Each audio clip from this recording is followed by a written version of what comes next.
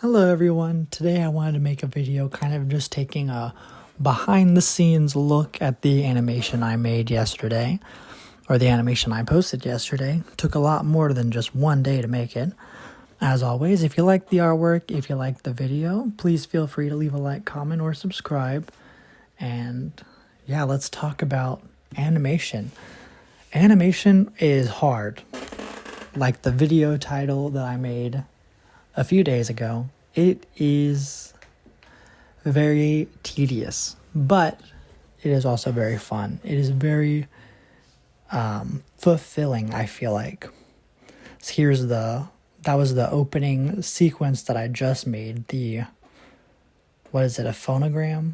I don't even remember, but the fake radio show where Pennywise is introduced.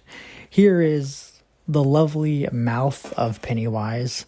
I wanted to use this because I just think it's cool. You see the deadlights. You also see...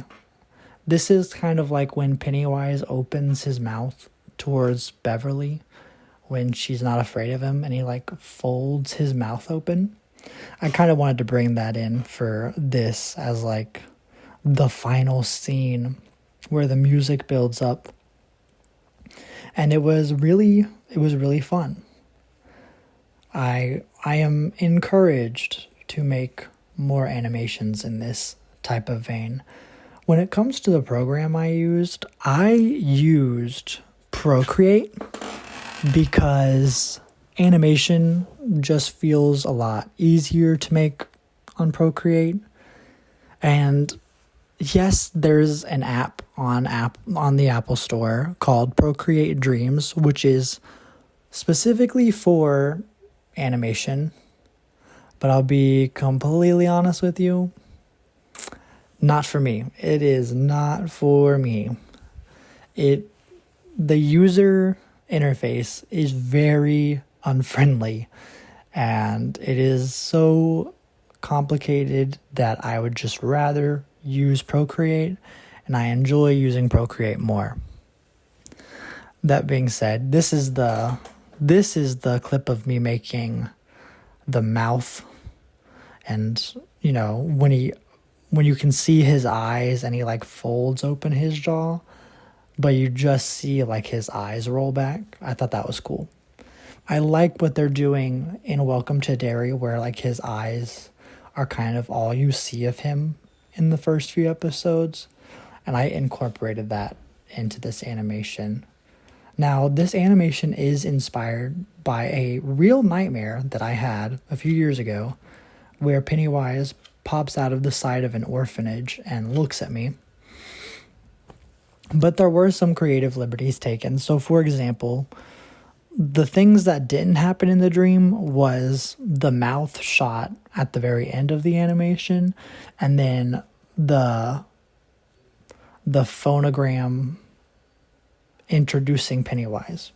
There wasn't really any dialogue in my dream except for Pennywise laughing and staring at me. That was basically anything that's a POV shot in this animation is what really happened, with the only difference being when his head popped open, there was no blood in my dream. In my dream, when his head popped open, there was no blood. That was the only thing he did that was just very not Pennywise-ish. Speaking of animation, this is like the real animation that I did. The real, like, this is him moving. Because a lot of the animation in the actual video, a lot of it I used Adobe After Effects for.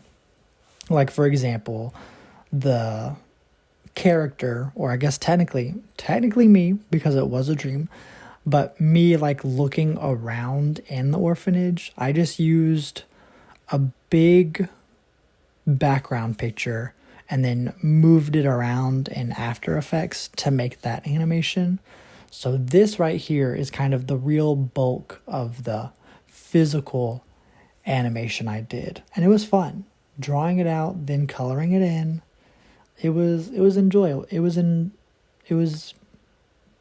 enjoyable. Is that a word? Is that a word? It was fun making him like droop down, especially because I feel like it was very successful, which was surprising to me. I feel like it looked really good. It worked really well. And now here's me coloring in the dancing clown. I worked backwards because, as he dissolves into the wall, there's less of him to color in. So I started from the most to color in and worked my way down. And then eventually you'll see me do the opposite where, this is him coming out of the wall and me coloring him in. But then eventually I have to animate him rising up into the air as his head gets bigger because, he starts to float like a balloon. His head starts to float like a balloon. In my dream, too, that part also happened very slowly. It was, like to build up tension, because I'm apparently a very good writer in my dreams. Yeah, so his head rose up really slowly and then popped. Whereas in this animation, it kind of happens a lot faster. It's like, whoop, pop. But yeah, really, really fun project to work on, and I kind of want to do some more animations. I looked at a lot of Meat Canyon videos as inspiration, at least a lot of old Meat Canyon videos, because nowadays he has a team with him, so he can make really cool stuff in the medium of animation. But I wanted to look at a lot of his old stuff when it was really just him working on things, or at least him and a smaller team. That way I can try to make my animations more feasible. I think the next animation I would want to do that is funny to me would be a Chris Hansen animation to catch a predator. And, he catches a predator. He tells him to take a seat, but then Chris Hansen turns into the chair. And then, as he turns into the chair, he just, grabs the predator. I don't know. I think that'd be funny. Predator's like, get off me, I'm sorry. And Chris Hansen's just not having any of it. Here I am adding, this was the final part of the process after I drew the head of Pennywise. And I was doing this probably at 11:30 in the middle of the night. Just some nighttime animation. And then here's me actually animating the pop of the head. And the last thing I do is the blood, because, I wanted to make that a little different, because Pennywise is a very bloody creature.